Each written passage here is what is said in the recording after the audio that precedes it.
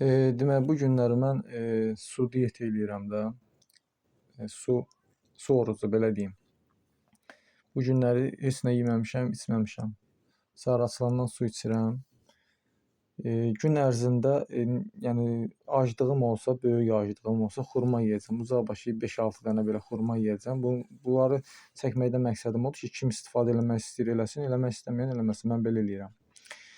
Yəni bu gün ümumiyyətlə qəti surətdə axşama qədər heç nə yeməyəcəm. Əgər təzyiqimdə düşmə olarsa, bunları ona görə qoymuşam bura.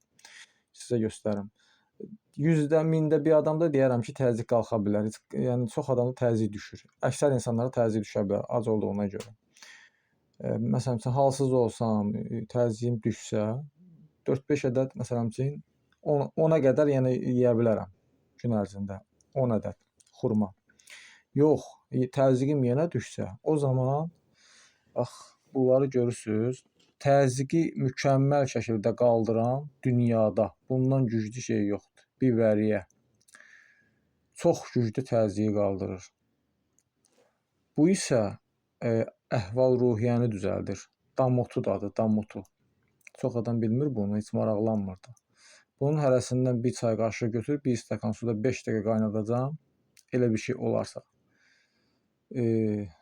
Soyana qədər gözləyəcəm. Soyanda süzüb bir çay qaşığı da bal qatıb buna içəcəm. Mən bunu bilirəm ki, mən bunu min dəfə yoxlamışam. Bunu ilə içə-içə təzyiqin qalxdığını özün görürsən. Görürsən ki, gözünə işıq gəlir. O qədər güclü şeydir bu bibəriyyə. Yəni təzyiq qaldırmaq üçün bundan güclü şey axtarmayın, qəti.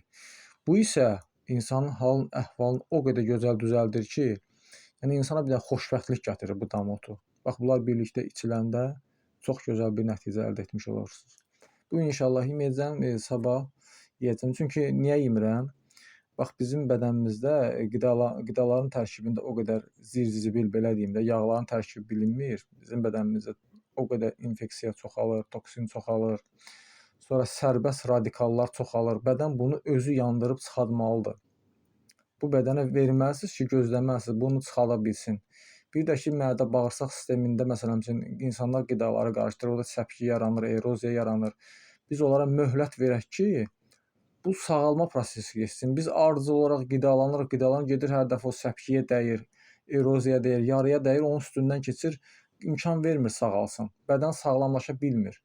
Həftədə heç olmasa bir dəfə bax belə bir qaydada, yəni su orucu diyeti belə eləyin inşallah.